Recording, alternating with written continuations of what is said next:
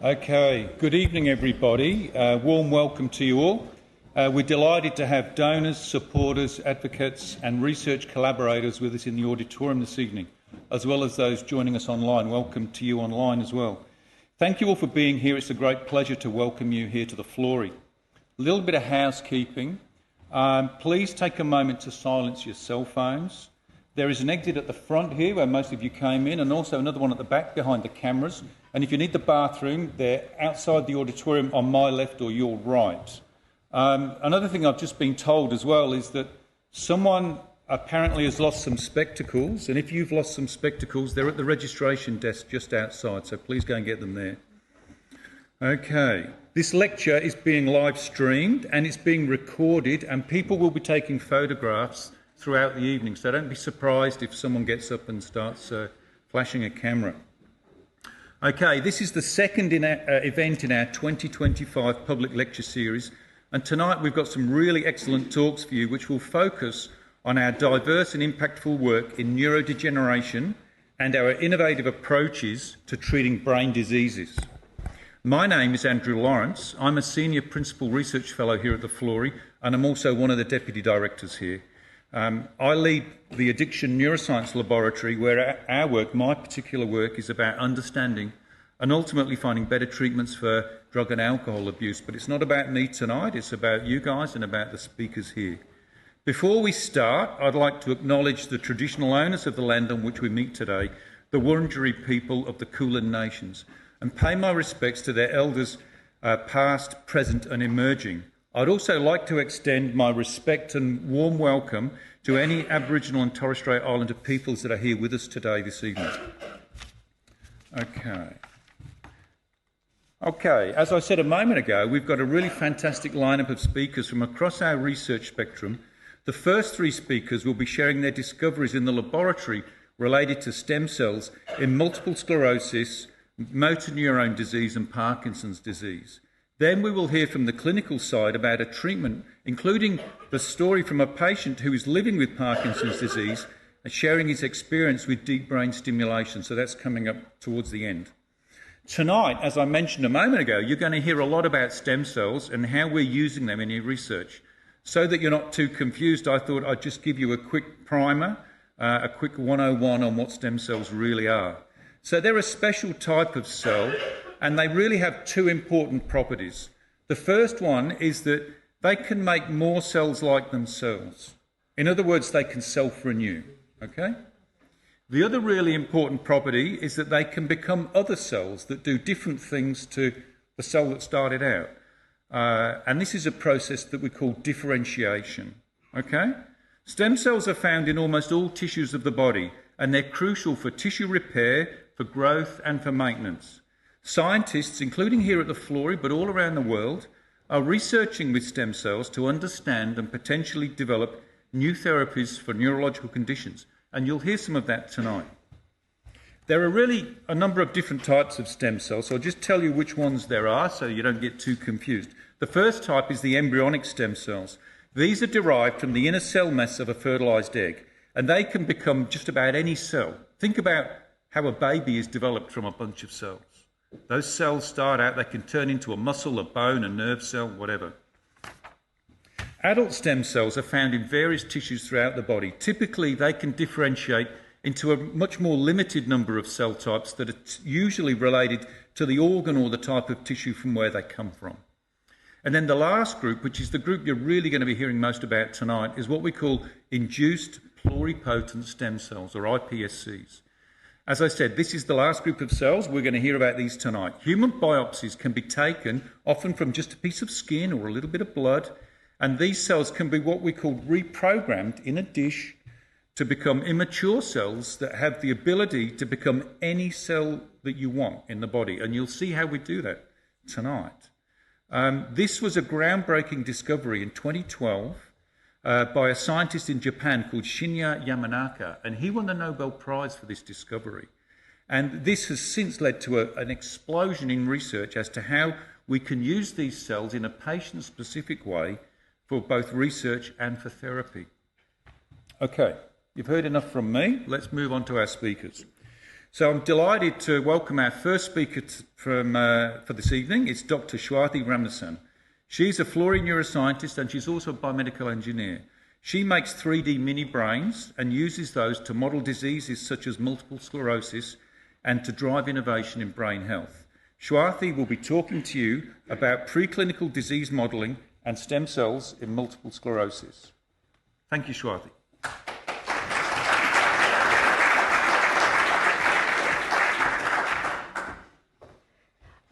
Good evening, everyone. Thank you, Andrew, for the amazing introduction into stem cells. My name is Shwathy Ramesan, and I'm here to talk about our research in Florey. So our team focuses on using stem cells to model aspects of multiple sclerosis and organoid systems. MS, multiple sclerosis, is a chronic disease that affects millions of people worldwide. This disease primarily affects myelin, which is the insulation around the nerve cells, neurons, much like the insulation around the electrical wires. Once the myelin is damaged, it affects the motor neuron and motor function. This results in a variety of symptoms such as muscle spasms, tremors, and poor coordination. Imagine having difficulty doing day-to-day activities such as holding a cup of coffee, opening the door, or even taking a walk in the park. MS seriously impacts a person's independence and quality of life. So to understand what multiple sclerosis is, this is an image in the black of the axon with the myelin-producing cells called oligodendrocytes in yellow around it. So what happens in MS is that the immune cells mistakenly attacks the myelin and it damages the myelin, the insulation around the neurons. This leads to motor dysfunction and the loss of motor neurons. Despite all these, the current treatments target suppression of immune system, but a very few little to no treatment really repair the lost myelin. This is primarily due to a major gap in understanding the complex myelin biology, especially with human relevance. This is where our research comes into play. We focus on creating human stem cells-based mini-brain models to understand multiple sclerosis and to replicate aspects of MS in an organoid model. This beautiful image basically shows the amazing ability of a system to be able to recreate all the relevant cells involved in MS, like oligodendrocytes, mouthful, but those are the cells which produce the myelin around the neurons. Astrocytes and microglia, the immune cells involved in MS, and motor neurons. Organoids are essentially a cluster of cells that can replicate the architecture and the function of real organs, in our case, the brains. And that's the reason we call our organoids as mini brains, as they are able to replicate that. The gray image on the bottom of the slide is an electron micrograph image of myelin in our organoid system, proving a visual proof of we are able to create myelin in our organoids. Now that I've shown we can recreate a brain-like environment in a dish, I'm going to walk you through how we actually model MS in our organoid system. The image on the left and the image on the top row shows an image of an organoid with myelin represented by long green filaments. This is how the myelin looks in unstressed organoids in humans without MS. To mimic demyelination, we introduce a chemical called LPC, a toxin that selectively targets the myelin around the neurons. And what this does is it attacks the myelin and it breaks and disrupts the myelin into little pieces. So thus we are able to basically model MS in our organoid system. So that's great. What next? What happens to the immune cells in our organoid system? So this video shows microglia, which is a resident immune cell in brains. So microglia is pretty much like the cleanup crew of the cells. What they do is they engulf the myelin debris which gets broken by the immune cells. And then the red structures here are the microglia, and the green ones are the myelin debris. And in our system, the microglia beautifully phagocytoses or engulfs these myelin debris, thus creating a functional model to not just make the myelin, but we are also able to functionally show that these immune cells can engulf these debris. Now comes the core question of this whole model, or the critical stage, where can we actually repair the broken myelin? And to answer that question, we really need to understand how the myelin gets repaired in humans. It can happen in two ways. Either the myelin-producing cells, oligodendrocytes in yellow, they divide and then they go and then they wrap the myelin around the axons, or the existing cells which survive the demyelination or the insult, they go ahead and make myelin. The beauty of our system is that we can differentiate between these two and track remyelination or making of new myelin. The image on the left here on this slide shows that we are successfully able to recreate this myelin 12 weeks post-attack. The video on the center and the electron micrograph image on the right demonstrates that we are able to create compact, mature, long myelin in our organoid system. So in summary, we are able to recreate brain in a dish, we are able to mimic an MS insult, and most importantly, we are also able to track remyelination and create new myelin. So this system is powerful because we can go through a full cycle of demyelination and remyelination, which gives us a platform to understand myelin biology and repair. So our mission is to reach people living with MS and improve the quality of life by repairing myelin. So this journey started with the platform validation in year 1, followed by drug screening in year 2. Currently, we are at the preclinical stage where we are vigorously testing different drug candidates for safety and efficiency. And we are hoping, once validated, we are hoping to go into clinical trials and patient access. I would like to thank our team here in Florey who helped in creating this beautiful model, and our lab head, Dr. Sam Barton, and the rest of the Florey for their coordinated effort and dedication in creating this model to understand MS and improve the lives of MS patients better. Thank you.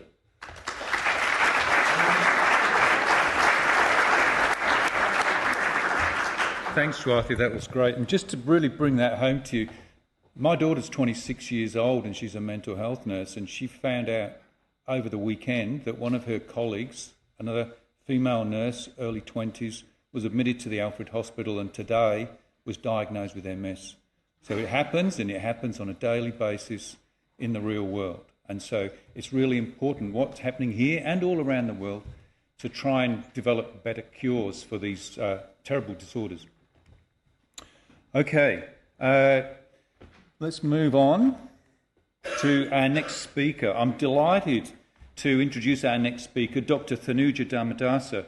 Thanuja is a neurologist and a Florey clinical researcher, and she's establishing a cutting-edge M&D centre between here and the hospital over the road to integrate world-class care, research and new therapies. Today, Thanuja is going to be sharing with us her work on stem cell drug discovery for MND. Thanks, Thanuja.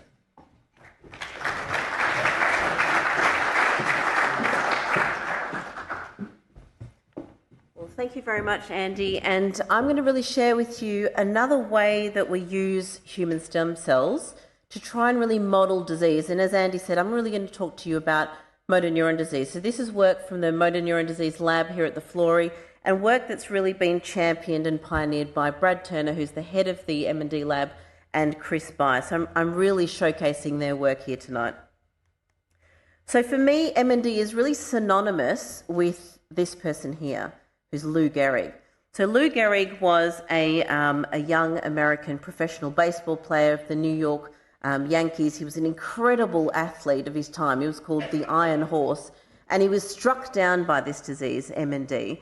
And he also really enabled MND to be propelled into the public space. Before Lou Gehrig, most people in the world had not heard about motor neuron disease, and he really showcased this in a public sphere. So I'm going to share a little bit of his story here with this video. First baseman Lou Gehrig hung up an amazing mark by playing in 2,130 consecutive games. Then a fatal disease attacked baseball's Iron Man. In Yankee Stadium, touched to tears by the tribute, Gehrig made his last public appearance. And it's really hard to think that this was just 2 weeks after he was diagnosed with motor neuron disease, and a mere 2 years later, he had died from motor neuron disease. And this is really typical of the patients that we see today. Lou Gehrig's story, and he died at the age of 37, so a really kind of young man. But unfortunately today, 2025, MND, the impact of it is still just as devastating. The life expectancy is almost just over 2 years, just as in Lou Gehrig's day. And unfortunately, we really don't have any highly effective treatments for this disorder. We have almost 3,000 people in Australia that live with motor neuron disease and a really increasing healthcare burden. So the question is, and it's actually quite surprising, MND was described a long time before Lou Gehrig, and it was described by this neurologist, Jean-Marie Charcot, a French neurologist, who beautifully saw 13 people. He captured them in his artistic drawings, and he described what was happening in motor neuron disease, and that's failure of the motor system. And the motor system is the system that allows us to do anything voluntarily. So if you want to move your hands, if you want to talk, to walk, and to breathe, ultimately, you need your motor system. And this is the system, he discovered, that fails in motor neuron disease. So he described it beautifully. So why have we then failed to find any drugs for this problem? And part of the problem is that we've had a long period of time between when it was discovered and actually being able to have any breakthroughs in this arena. So in the early 1990s, we had three major breakthroughs. The first was we found one gene that was linked to motor neuron disease, the SOD1 gene. And we now know that's linked to the minority of patients with motor neuron disease. The second is, through that discovery, people in the lab were really able to find a mouse model that emulated the disease. So this was a disease model that we could use in the lab to try and understand what's happening in the disease, what's actually working in terms of drugs and what doesn't work. And the first drug in human trials was approved, riluzole. Unfortunately, since that time, more than 200 clinical trials have been negative. So all those discoveries in the lab have not really translated very effectively to the clinic. And that's been a major, major problem in motor neuron disease. So one of the things that really we have to kind of understand with this is how do we actually model this disease, and how do we model it in a way that gives us a better translation to our patients, that gives us a benefit to our patients. So to really understand how to model this, we have to kind of understand the life cycle of the motor neuron. So what really happens in a healthy motor neuron? So I'm going to take you through this graph of a motor neuron. What you can see in the y-axis is motor neuron health up to 100%. And what you see on the x-axis is the number of days that they survive in the dish. And normally for a healthy motor neuron, there is a growth phase. There are three phases. A growth phase, so they grow, they have increasing motor neuron health, a plateau phase, and then a decline phase in which the motor neurons start declining and start to die. And what you can see in the black is motor neurons that are healthy. So naturally in the dish, motor neurons only last about 60 days. Now, in patients, which are the coloured lines, in patient cells, you can see, and hopefully you can appreciate, that decline phase, the third phase, it's happening much more steeply. So it's a much more rapid decline. And actually, when we look at it really carefully, that's an accelerated decline. So it suggests that what we're kind of curating in the lab, in these motor neurons, what we're curating in the dish, is really modelling what we're seeing in human translation. We're really trying to model motor neurons here in the dish. So once the team has actually been able to do that, the next thing is, how do we actually use those motor neurons that we see in the dish as motor neuron disease, and what can we do to actually bring some benefits to our patients in the clinic? And this is where the M&D drug screening program really kind of came to fruition. And this was really an idea that came about because of that major gap that we saw in all those failed clinical trials. Ian Davis, who was a haematologist, unfortunately also developed motor neuron disease and was also one of the philanthropic founders of Fight M&D, went to Professor Brad Turner, the head of our Florey M&D lab, and said, what can we do? How can we make better models of the disease? And this is really what has come of that conversation that they had. The first person who donated their stem cell, they donated their cell, as Andy was saying, their skin cells, to actually turn into a stem cell and reprogram into a motor neuron was Neil Danaher from Fight M&D. So this has been an absolute endeavour. So I'm just going to show you a little bit of that drug screening program that we do here at the Florey. So firstly, if we leave the motor neuron untreated, it dies, as you would expect. However, riluzole, which is that drug that I talked to you about that we used in the clinic, seems to rescue those motor neurons. So you can see that instead of declining rapidly, they actually are lifted up, they're rescued. And that kind of tells us that's emulating what we're seeing in the clinic. Now, what the team really wanted to do was to see how this actually works in a much more high throughput affair. So I'm going to just show you this amazing robot we have upstairs that allows us to screen drugs on these motor neurons to really show us how effectively we can do this.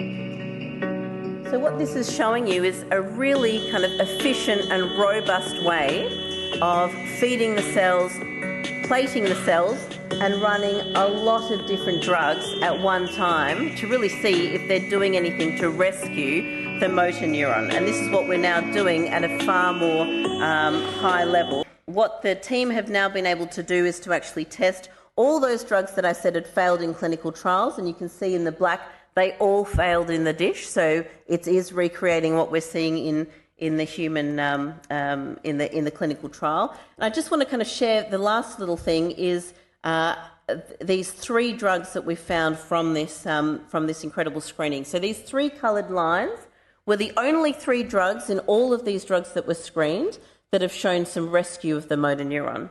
The riluzole, an orange drug, and a purple drug, which I have to call orange and purple for IP reasons. So I want to show you riluzole when we actually put that onto the motor neuron in the dish, what that actually does. So you can see with riluzole, if you start with day 41, that's the untreated cell, and all the way to day 56, you can still see some green motor neurons surviving at day 56. Now with the purple and orange drug, you can see when you go down, again, vertically down, you can see some cells surviving. So it really tells us, compared to the untreated cell, you're having some cell survival with the purple and orange drug. But amazingly, if you have a combination of these, and if I take you to the very last row here, the combination of the three drugs, it's 6.5 times more effective than riluzole alone in the dish. So this is an incredible way to actually look at motor neuron survival and health in a dish in a way that we couldn't really model it in before. So this is that graph that I showed you before, and this is really where we're at the end of this graph, to really try and increase our drug screening platform and to make it more clinically relevant so that it can benefit more of our patients using this human stem cell model. So thank you very much, and thank you for the team that really does all this work.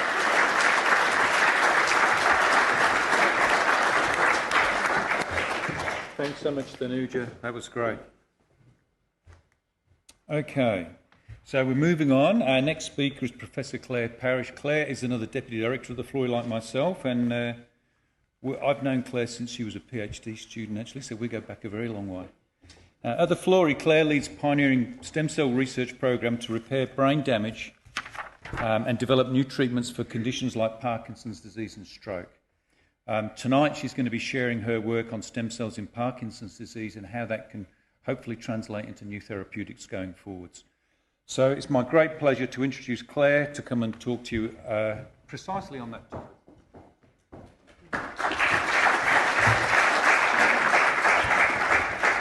Thanks, Andy, and it's lovely to be here tonight and to be able to share some of the research that's coming out of the Stem Cells and Neural Development Lab. We've heard very elegantly so far about how we can use stem cells to model disease. We've heard how we can use them in drug screening. I'm going to tell you about how we can use them actually as a therapy in their own right. And we're really focused on Parkinson's disease, and the reason our attention is here is what I'd like to call, although Arthur may differ in opinion, is this is a relatively simple disorder that is underpinned by quite a discrete group of cells deep in the brain called midbrain dopamine neurons. These cells are responsible for controlling our movement that Thanuja was talking about, and in Parkinson's disease, these cells progressively die, and consequently we see the very typical symptoms that we'd associate with the disorder. I'll show a movie in just a moment. So at the moment, how we treat most of the symptoms one of the main therapies for Parkinson's disease to treat these symptoms relies on a cocktail of drugs. The challenge with these drugs is they're given systemically, so they're administered and move throughout the body where they can have various off-target effects, and they also show diminishing returns as the neurons continue to die. What we're interested in doing is, can we introduce new dopamine cells back into the brain to replace those that are degenerating? So as a preclinical scientist, we have the privilege of working with rats and mice here at the Florey, and so I'm going to talk you through a couple of cartoons that will illustrate the concept with which we're working. So here you can see the rat brain here. At the midbrain, at the back of the brain there, is where these dopamine cells are. These send long-distance projections up to the front of the brain, and they have this very elaborate terminal connection where they deliver the dopamine chemical in the brain, and that's what drives our movement. We can model Parkinson's disease in the lab by introducing a toxin specifically into this area of the brain and killing these cells, and you can see that in the top image. This is the dopamine cells missing, and again, that terminal field has now been taken away. Much like the name infers, cell replacement therapy is bringing new dopamine cells back in the brain. So this was first done back in the late 1970s in Sweden. They isolated the discrete area of the brain. You can see in that little green box up in the top left-hand corner of the image. That is where the dopamine cells are normally born during development. So if you take this piece of tissue, make it into a cell suspension and inject it back into the brain, you end up with the photograph there, which shows a picture of a transplant inside the brain. You can see the core of the transplant, the darker area of staining, and then the gradual brown staining there is showing these connective fibres. This moved within about a decade into clinical trials, and this comes with the ethically contentious topic of tissue being procured through elective abortions. I'll show you here a video of a gentleman who shows the very classical symptoms of Parkinson's disease. Patients are typically asked to execute a series of tasks and tests, and Arthur will show us another video again in a moment. But you'll see this hunched posture, shuffling steps, and a very classical resting tremor in these individuals. There's a degree of inertia as the individual tries to change direction. This gentleman went on to receive bilateral, so both sides of the brain. He received fetal tissue transplants, and you can see the remarkable impact of this therapy. These transplants outlive the patients, and we've been able to see transplants surviving for greater than 25 years. So as I mentioned, with this fetal tissue work, of course, was the ethically contentious nature of working with aborted tissue. There's also a difficulty in standardising this tissue, and it has limited availability. So this is where the stem cells that Andy described to us has been really transformative. We can now take human stem cells in the dish, make them into dopamine neurons, and these are just some pictures that show you we're making the right cell type. And we can now transplant these into these animal models and show the grafts grow and connect appropriately, and we can treat those symptoms of Parkinson's disease. Not just treat them, but reverse them. So Where has this taken the field to now? There's now a number of clinical trials, 13 for Parkinson's disease. We've just recently, last month, seen 2 of these trials finish in Japan and the US that met their primary safety goal, but also showed some evidence of efficacy in terms of diminishing the motor symptoms in these patients. So where does that leave us here at the Florey? Well, we recognise, as with all new technologies and therapies, that there's a need for refinement. We know there's a number of challenges still with these stem cell therapies, and that's really what we're addressing here. One of the things we're aware of is that the transplants we're dealing with are not a pure population of cells. There's many other cell types present within them beyond the dopamine cell. And with that also is the risk of dividing cells that present a risk of a tumour. So we're developing strategies in the lab where we like to think of it as like sorting the wheat from the chaff. How do we isolate the right cell type, in this picture the green cell, away from the other cell types? What you can see on the bottom there is an image of a typical transplant, one where we've isolated the right cell type and one where we've eliminated the unwanted cell type. So you can see that level of refinement. We also have the ability to engineer a stem cell to introduce what we call a kill switch, and we can give a drug to the animals or to a patient to demonstrate that we can kill a defined, either the graft in its entirety or a defined population within that transplant. We're also looking at engineering, or we are engineering stem cells, and we think of these as cloaked stem cells, much like the invisibility cloak of Harry Potter. And what we're dealing with here is the ability of a stem cell to evade the local immune system. Much like anyone who receives an organ transplant, we have to give drugs to these individuals to stop the graft being rejected. In these stem cell transplants, we also need to move under the radar of the immune system. And the final challenge we're tackling here at the Florey is how do we improve the survival and connectivity of these transplants. We know that in the first few days after a transplant, around about 75% of the cells actually die, and we know that they don't make as many connections as what a fetal tissue graft would make. One of the strategies we can do to improve this is we can deliver proteins into the brain that would normally be there when these pathways are being established in development. In particular is a protein called glial cell-derived neurotrophic factor, or GDNF.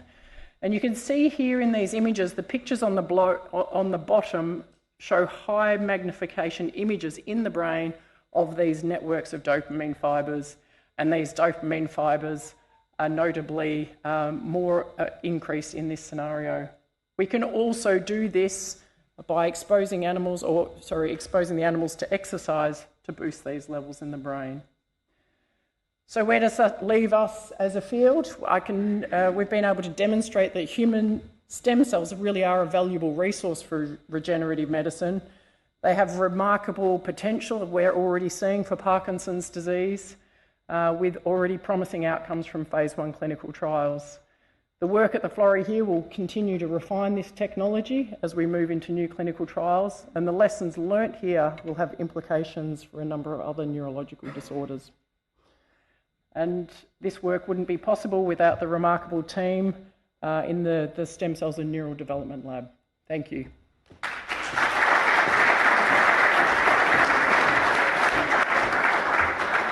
Thanks, Claire, that was great. And I think you can see, it's not just for me to say, but you can see from these talks tonight that our researchers, they're really leading the way internationally. They're making really big steps in the particular diseases, and they really are international experts in what they do. So just remember that.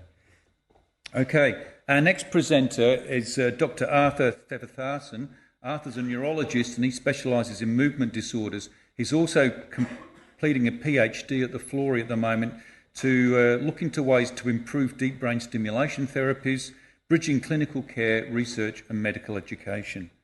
So Arthur's going to present his discoveries in the clinic using deep brain stimulation, or DBS as often you hear it called in the news, for Parkinson's disease. So Arthur, please come and share your thoughts with us.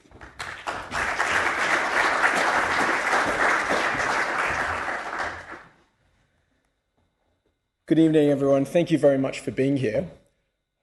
In the Movement Disorder Clinic, we're seeing this happen at the moment. It's something that's being termed the Parkinson pandemic. It's an ever-growing problem. It's incredibly common. And why is that the case? There are a number of different factors. We're all getting older. We're getting here on this diagram over here, we're seeing, this is a picture in Victoria. We're seeing hotspots that are appearing in the Wimmera region where there's lots of pesticide, chemical use. So we're seeing this in clinic. And the problem is, it's an incredibly debilitating condition. It's got significant costs. I don't need to tell a lot of us here that for those of us with Parkinson's disease, there's a lot of lost opportunity, there's lost independence, and for a lot of the carers who are looking after family members or friends, there's a significant carer burden as well.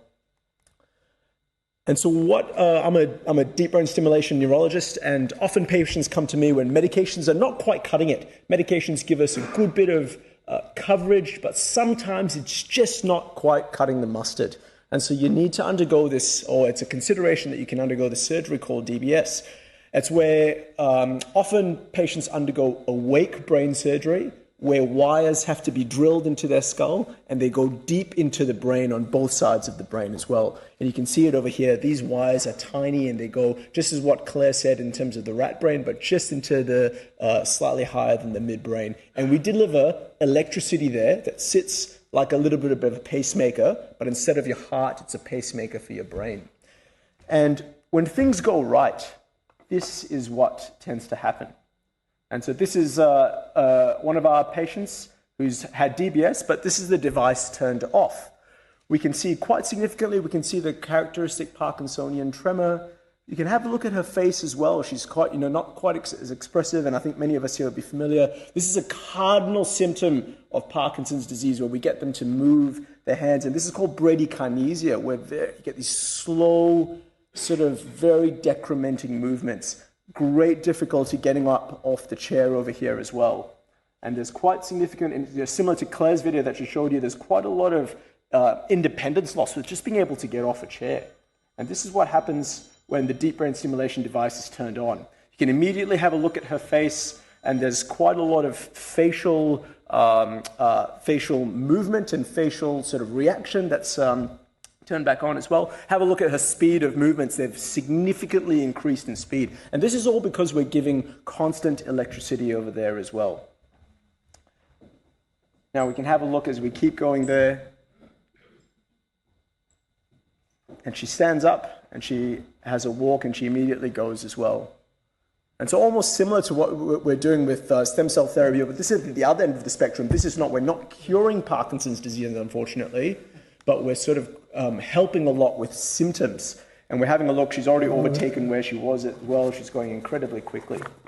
So that's great then. So why am I here talking to you if we've got this really great symptomatic therapy? We're not going to have anything left to do with research. But the problem is this is incredibly unreliable. And that's because we're trying to place a 1.5 millimeter wire into a 4 millimeter target. That's like trying to reach a grain of rice in your deep brain. And so often around the world, teams around the world are finding that 50% of the wires, so if I tell you in clinic, we've got a 1 in 2 chance of getting the right spot. Those are odds that a lot of the time patients are not going to take. And I don't blame people a lot of the time. These are statistics from around the world. The other big thing we'll hear from one of our patients after this is patients often need to be awake during brain surgery. And someone earlier mentioned that people don't like to be awake during dental surgery sometimes, just hearing the drilling. But imagine if you can hear the drill while you're awake that's going into your brain. I think that's a whole different level of patient, it's quite confronting to be able to do that. And so here at the Florey and with our previous collaborators as well, a lot of the team, we've found the signal called evoked resonant neural activity, which essentially is a homing signal. It's a homing beacon that tells us where we are in the brain, and it helps us navigate those 1.5 millimeter wires to the exact sweet spot. And this is an example of a brain here. It's not Les's brain who's up here as well, it's someone else's brain. But on the picture on the left, you can have a look, and where the white dot is where the cable is. And what you're trying to reach is this really tiny grain of rice black structure over there. If you can see over here where the white dot is, we're not in the right spot. In normal land, we only would have found out that we're not in the right spot after the surgery. But this difference in 2 millimeters is the difference between a good and bad outcome. So this is not the right spot. But having the signal over here that we've founded is that this signal actually tells us that, hang on, we've generated an algorithm that tells us, this signal tells us we should move a little bit forward. And so what happens in the second time, we are able to navigate in the same surgery without getting the patient back, and we're bang on in that middle of the grain of rice structure just there. That white dot is perfectly in that grain of rice structure, and the beautiful signal surrounds the lead, and it tells us bang. So even without waiting for the imaging post-operatively, we know that we're in the right spot. And so that is really a game changer. Patients don't need to hopefully be awake in surgery anymore. And so what we would like to do is to have more patients be asleep in their surgery, to be able to tell patients that this is going to be a reliable surgery. I can show you the video, and chances are you're going to get this result as well. We want to improve patient uptake and outcomes as well in surgery. We have been in discussions with commercial DBS companies to roll this out to the rest of the world, because if the more people can benefit from this, the better it is as well. And so we want to go even then expand it to, we're going to hear what it's like in clinic, because often in clinic we still have to program and do lots of tweaking and finicky things that doctors annoyingly like to do, but it's terrible sometimes and it's really burdensome for patients. And so hopefully we can use the signal to tell us exactly how to stimulate and how to use the device properly as well. And lastly, we do want to optimize other aspects of deep brain stimulation. Before we can get to the stem cells of reversing Parkinson's disease, we need to try and optimize the symptoms as well, because I think that this is, again, this Parkinson pandemic that we're just completely overwhelmed, and we need to be able to optimize it as well. And so without further ado, I'm very grateful, and we're very lucky and fortunate to have Les and Linda Clark with us as well. Les is a patient of ours at the Austin Hospital. About this time, or a little bit longer than 12 months ago, Les underwent deep brain stimulation surgery at the Austin Hospital with us. And Les is also at 78, not quite 79, is one of the oldest patients to actually have benefited from deep brain stimulation. Prior to that, he was living with 12 years with the diagnosis of Parkinson's, and was suffering from very, very severe disabling symptoms, which we'd love to talk to you about. So please put your hands together to welcome Les.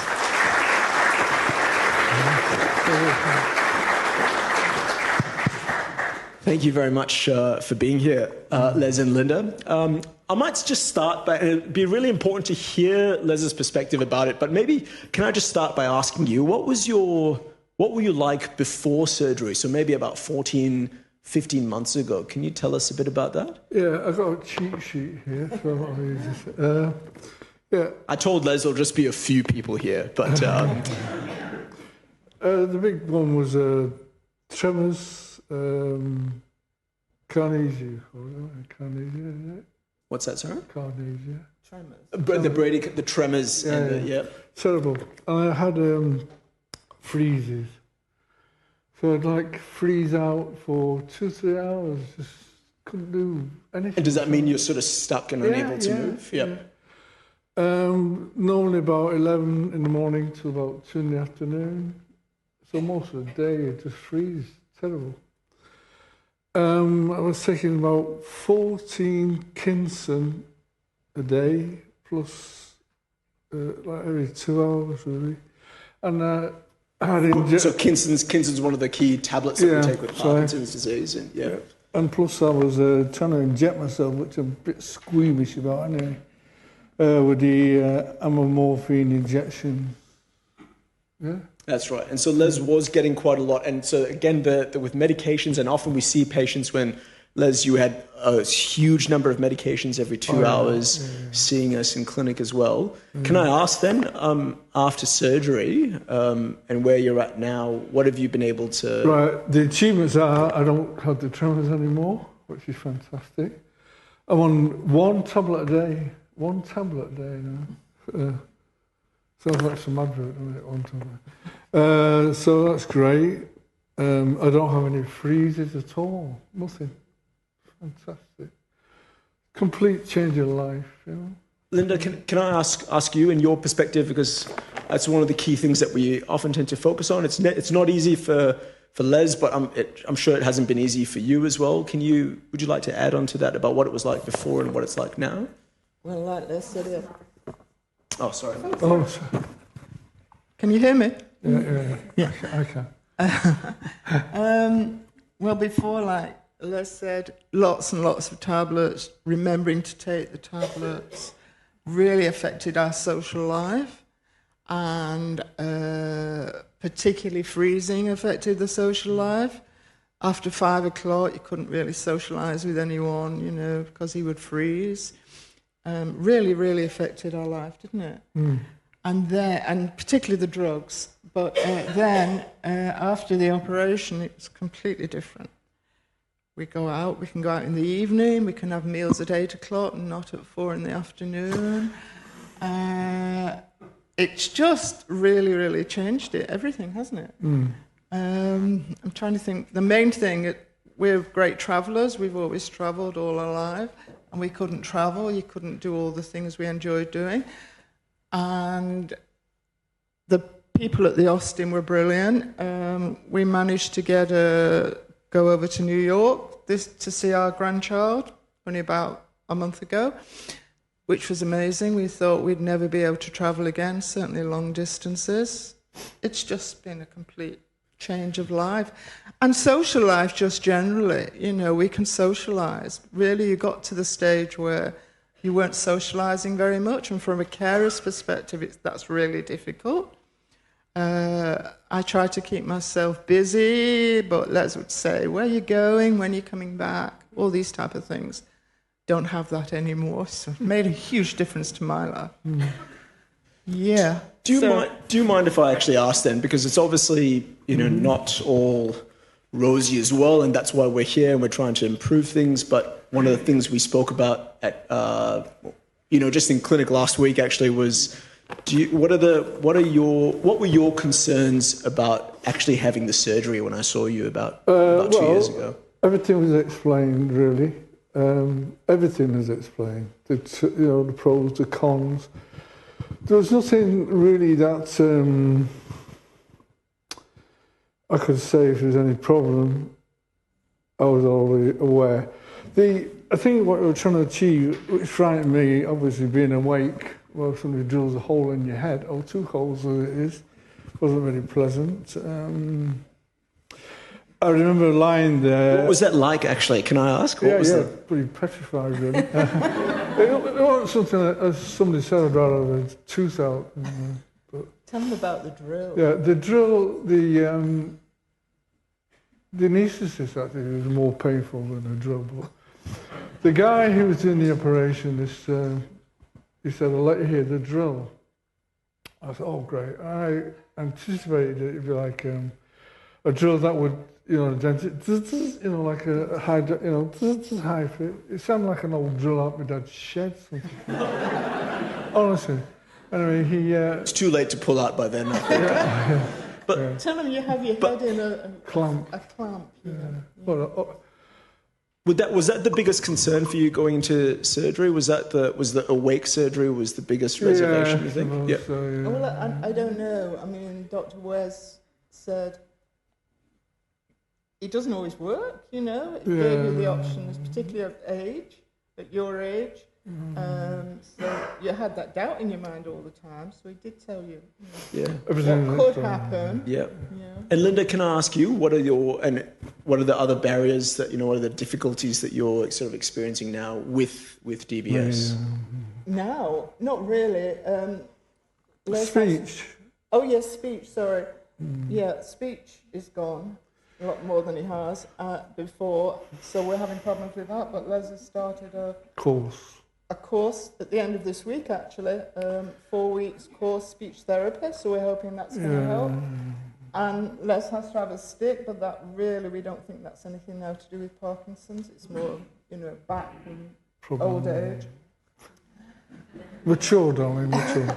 But the challenges, I thought mainly was the number of hospital appointments he had to have before the operation. I was amazed. The first 6 months, he saw about 5 different specialists from different areas. So that took a whole year has been taken up. And it is with lots of diseases, I know, but particularly I thought pre-op, there was a lot of steps he had to take to come through the different And I was steps. always trying to, blown it on the way up, because you had like psychologists, psychiatrists, movement nurses. Well, you don't have to be told what to do there. But yeah, that worried me more because you go through one stage and you got another stage, so that was a bit daunting, shall we say. And maybe I know that we're just, we've gone through a lot, but just to obviously give everybody just a flavour, but to finish off, can I ask, do you think, what was your quality of life, Les, before? Oh, they're far, far better now. Oh, obviously. Was it worth it? Oh, yeah, of course. Linda, do you? Even just to meet you. I told Les to say that today, actually, but... No, he didn't. Absolutely. It's just made a huge, huge difference to all of us and to all our family as well, because we could now travel and see all our family are overseas in different places. And we also want to thank the amazing staff at the Austin. Astonishing staff at the Austin. Absolutely, yeah. But I think thank you very, and I really, it's not easy to come up here in front of everyone, but I think we really wanted to just get everybody's, get an idea of what this is like, and things are promising. They're not perfect. We're not here to tell you that things are perfect, but we're hopefully going to try and get it better. And you are the beneficiary of some of that research, and hopefully, hopefully not the next time you have the surgery, but hopefully when other people have the surgery, people can benefit from the progress of research. So can you please put your hands together? Thank you so much, Liz and Linda. I really appreciate it.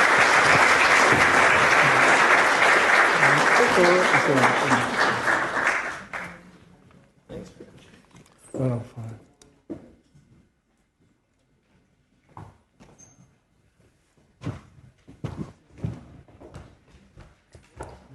Well, thank you so much, Les and Linda, and thanks, Arthur. What a powerful demonstration of how someone's life can be completely transformed, and it's just remarkable. So thank you so much for sharing that with us. Okay, so now we have, just to finish off, a little bit of a panel discussion. I'm going to invite all of our speakers over here, and Arthur, I'm going to switch chairs with you. Okay.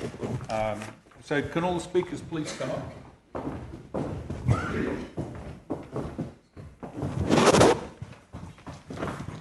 We'll open the mic to Q&A after these guys have all had a chance to answer the same question from me. You sit watching a current affair or 60 Minutes at home and everyone says, in 5 years' time it's going to be this, 10 years' time it's going to be that. Never happens. It's all as over-sensationalised. But I'm going to put these guys on the spot, get their crystal balls out and say, be realistic. What's going to happen in the next 5 years in your field? And I'll start with you over the end, Shwathy. So I guess to begin with, the organoid system, or in general organoids using stem cells for multiple sclerosis, that can become the gold standard benchmarking system to actually understand by researchers globally to understand what happens with the oligodendrocyte biology and to create better therapies.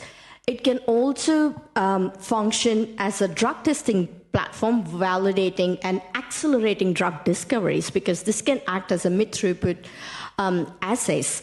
And potentially, this system can also be integrated with existing techniques such as, say, single-cell sequencing systems to design and get precision therapeutics and for discovering biomarkers, especially for remyelinating therapies. So I guess generally this system can be used for testing and accelerating drugs and for better therapies, which will reach patients at a much faster rate than what it is right now. Great, thanks, Shwathy. Okay, Claire, over to you.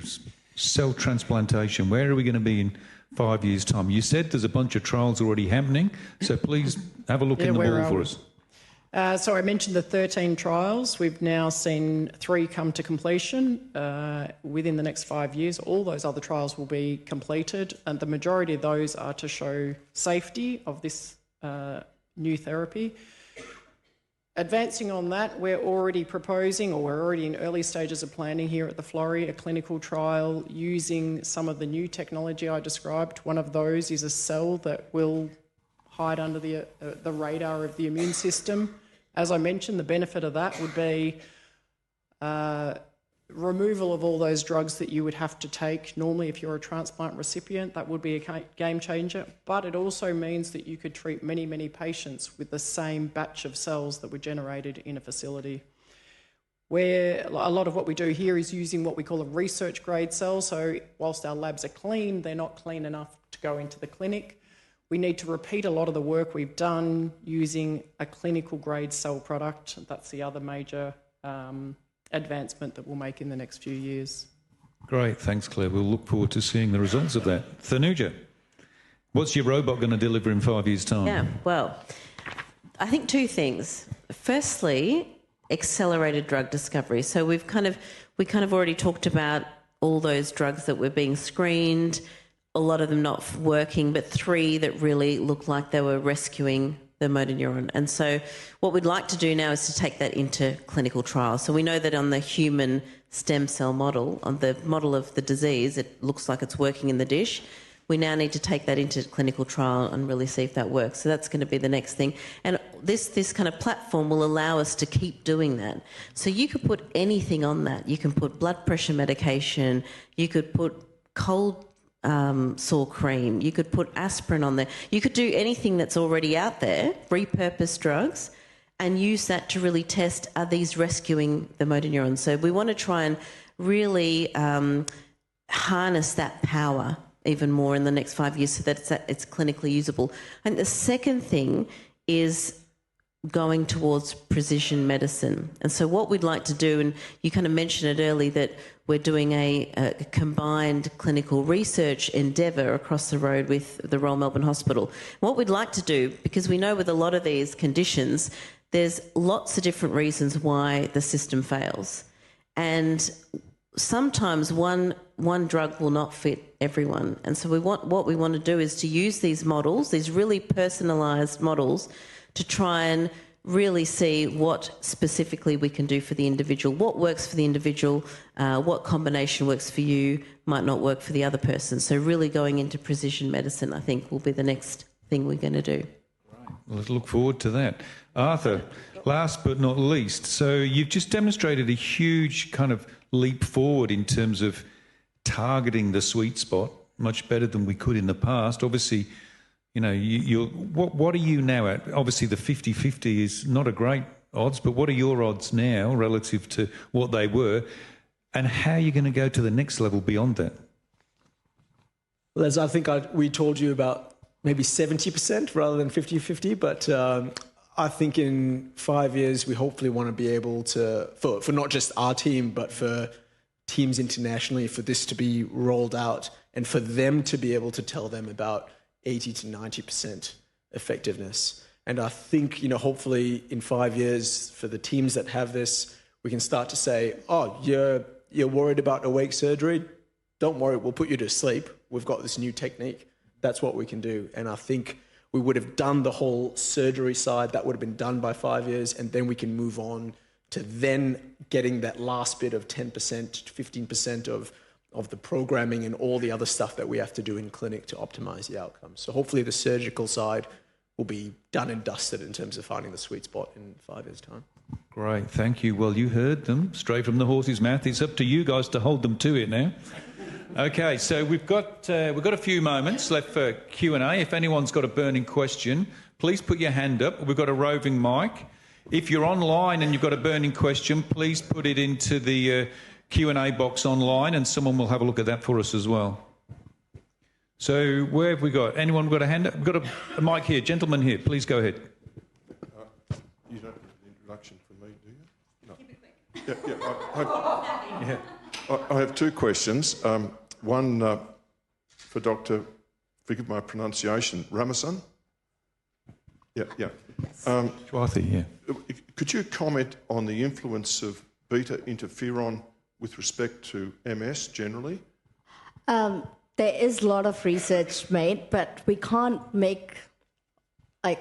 really say its effect because MS is a combined disease. It's a disease which there are many factors which affect the disease, so we can't just take out one factor and then comment on it, unfortunately. Thank you. And the next one very quick question on, I think it's for Dr. Shwathy. Yeah. I found this all very fascinating and illuminating. I'm a scientist, but not a medico. You spoke about sleep versus anesthesia. What value would hypnosis be? Passing the hypnoidal point, coming into deep therapy. Would that be? Would you be inclined to think that may be an avenue? You mean during surgery? Beg your pardon? You mean during the surgery? Yes. Okay.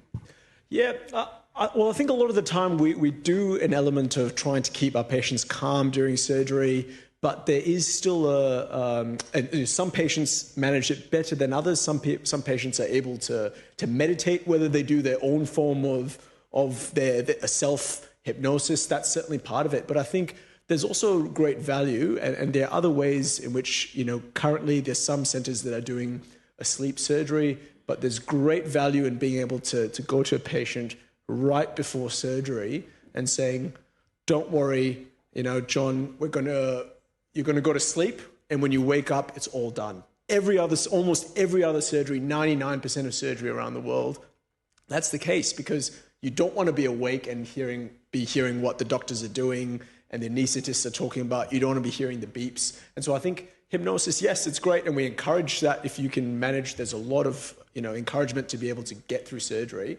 But I think if you can be anaesthetized, I would personally take that. And I've heard about 1,000 drills before, but I would still prefer to be asleep, I think. Okay, lady in the green dress, thank you. Hi, I'm interested to know with each of them as to where our research fits on the international stage. So deep brain stimulation, where are we at versus overseas, and your orange and purple drug? Okay, just really quickly, each of you, a 1 minute on how your research fits globally. Thank you. We started the ERNA research, and a group in Germany, a group in the States have now taken it and have published as well, so it's catching on. In fact, the commercial company that's interested in taking this further is an American multinational company around the world as well, and there's a lot of excitement to roll it out globally. So, and we've just completed a trial that involves 2 sites in the UK, so Oxford and London. So there is global interest, and the nice thing is that we're leading it from this part of the world. Yeah, it's a great question. So with the MND stem cell models, there's 3 large libraries. We're one of 3. So there's one in Japan and one in America. But what we think we can do in this library is really recreate the disease in the dish, so we can see that they die quicker in the motor neuron disease dish. So this is how we kind of globally talk to the other kind of libraries. And I guess with the orange and purple drug, your question, there are clinical trials which have tried at least one of those drugs. And we know that that's still kind of coming to fruition, but the other drug has not been tried. So these are all repurposed drugs that are available for other conditions. So these are going to be important things going forward for clinical trials. In terms of a cell therapy, most of the trials to date have been very small numbers of patients. There is actually a phase 3 clinical trial that is currently being planned and soon to be initiated, for which one of the major sites is going to be at the Royal Melbourne Hospital and going to involve 215 patients. That's a global initiative. Here at the Florey, we consciously made the decision not to do more of the same, but to make the leap into the next technology. So we're filling a different space rather than move to the clinic too quickly, or not too quickly, but in parallel is to bring something new to the table. I think Claire's understating what she's doing. She's one of the world leaders in the technology around refining cell replacement therapy and getting it right rather than going too soon. I guess when it comes to the organoids we use, we are the world's first, pretty much one of the world's first to create robust myelin using, with human relevance, using human stem cells. So that's big in the sense, the major reason we are not able to find any therapies for MS is the lack of this myelin to be able to study in with human relevance. So that is the breakthrough we at Florey have. Okay, unfortunately there's no more time for questions live here, but our speakers will be with you in the foyer afterwards, so please go up to them and speak to them, ask the questions. If you're online, please email your question in, or if you don't get an opportunity to ask your question tonight, please email it in to the Florey through the website, and it will get its way to these researchers and they will answer it for you. I'll hold them to that. Okay, thanks for coming along tonight. We hope it's been an informative and engaging evening for you. It's important to us that we're... Oh, sorry, I need to do that as well. It's very important for us that we're able to give you access to the work that's going on here at the Florey and hear the human side of it as well. And I'm sure you'll agree that what we're doing is really remarkable in terms of neurodegenerative diseases. Thank you again to our panellists and those who pull together, make these events happen, in particular Sarah here, but everyone else, Ryan and the whole team. If you feel inspired by the work that we're doing in neurodegeneration, please consider making a donation to the Florey. From day one, the Florey's work in advancing brain research has been made possible by donors, and it's been great to continue to engage with so many of you over the years and hopefully going forwards as well. You can see the QR code on the screen. Please scan that to find out more. But you can also ask anyone that's got one of these silver name badges on outside tonight, and they'll help you and point you in the right direction. Please keep an eye out for future public events. We really love to see you here, and hopefully you've enjoyed this one. Tell your friends, bring them along to the next one.